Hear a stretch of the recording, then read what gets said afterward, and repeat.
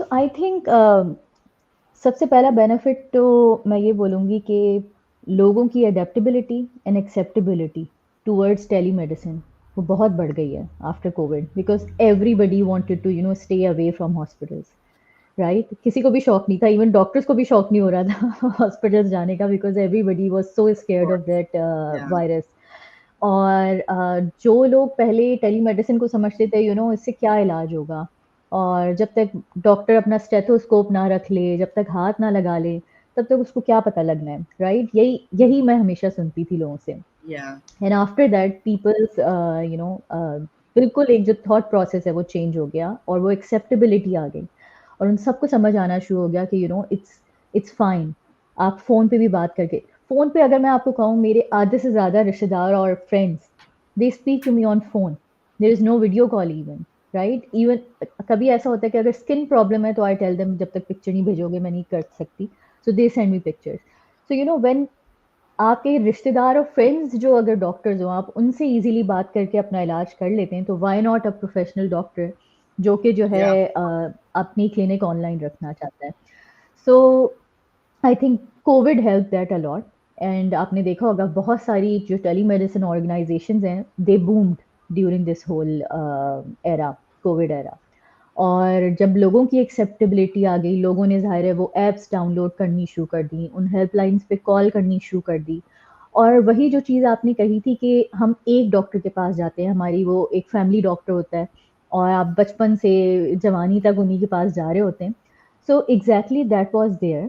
और for example जिस organization में अभी काम मैं कर रही हूँ, बीमा मिल्विक पाकिस्तान, सो यूजुअली जो अच्छी ऑर्गेनाइजेशंस हैं उन्होंने क्या किया कि उन्होंने अपना हेल्थ रिकॉर्ड सिस्टम बनाना शुरू कर दिया।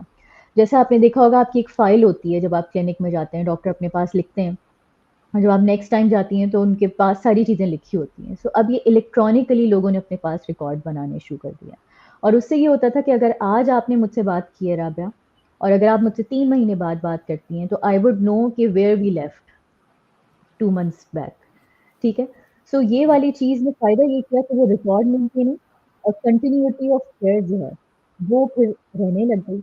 और जब लोगों ने देखा कि अच्छा चलो इट डज़न्ट मैटर कि मैंने 2 महीने पहले कॉल की थी और फिर अब मैं कॉल कर रहा हूँ, लेकिन इनके पास सारी इन्फॉर्मेशन वहीं मौजूद है, तो एक ट्रस्ट भी डेवलप होना शुरू हुआ, राइट? और फिर वो ट्रस्ट ज़ाहिर है डॉक्टर्स एंड पे भी ये बड़ा इम्पोर्टेंट है कि आप किस तरीके से अपने पेशेंट के साथ एंगेज कर रहे हैं। उनको आप कितनी देर तक सुन रहे हैं, कितनी उनकी बात तहम्मुल के साथ सुन रहे हो, कितना आप और ज़्यादा एक्सप्लेन कर रहे हैं।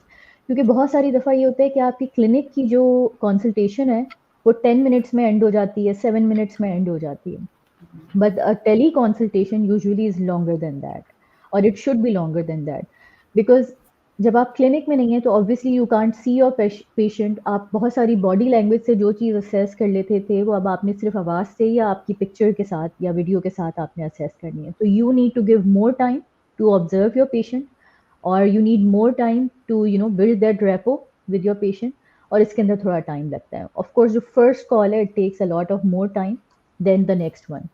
I'm तो sure. आई थिंक लोगों को भी समझ आ गया, डॉक्टर्स को भी ये आर्ट आ गया कि किस तरीके से बात करनी है, because telemedicine is something we were never taught of. ये सब हमने सेल्फ लर्न किया है आफ्टर कोविड, राइट? और Yeah. Unfortunately and I think now now is the time कि मेडिकल कॉलेजेस को भी अब सोचना चाहिए कि telemedicine should also be a subject जो आप अपने करिकुलम में ऐड करें, और Yeah. सारे डॉक्टर्स को ये आर्ट आना चाहिए कि आप ऑनलाइन कैसे एंगेज करेंगे अपने पेशेंट से, वो क्या सवाल पूछने ज़रूरी हैं कि आप डिज़ीज़ मिस ना कर सकें। सो होपफुली अब इन कमिंग ईयर्स ये सारी चीज़ें भी ध्यान में रखी जाएँगी। और प्लस ये सारी चीज़ों के बाद आई थिंक सबसे इम्पोर्टेंट चीज़ ये होती है कि आप कोई ऐसी रेगुलेटरी बॉडीज़ हों, जैसे पीएमडीसी है पाकिस्तान में, इसी तरीके से कोई टेलीमेडिसिन को रेगुलेट करने के लिए भी कोई बॉडी हो, जिसके अंदर देखा जाए कि क्या कोई मेल प्रैक्टिस तो नहीं हो रही, कोई गलत इलाज तो नहीं हो रहे, और डॉक्टर्स जो हैं वो डॉक्टर्स ही हैं, कोई क्वैक्स तो नहीं है। क्योंकि आपने देखा होगा पाकिस्तान के अंदर क्वैक्स बहुत कॉमनली नज़र आते हैं, स्पेशली छोटे इलाकों में, देही इलाकों जी. में। सो जब तक रेगुलेटरी बॉडी इन तमाम चीज़ों पर काम नहीं करेगी, सो टेलीमेडिसिन को भी जो है ना थोड़ा-सा और ज़्यादा फ़रोग़ मिलने में प्रॉब्लम होगी। But this is a very amazing thing जिसके अंदर हम लोग आराम से अपने रूरल एरियाज़ में जहाँ पे मेडिकल फैसिलिटीज़ ईज़िली अवेलेबल नहीं है, ईज़िली अफ़ोर्डेबल नहीं है, अप्रोचेबल नहीं है। हम टेलीमेडिसिन के ज़रिए बहुत अच्छे-अच्छे डॉक्टर्स को जो है देही इलाके के लोगों के साथ कनेक्ट कर सकते हैं।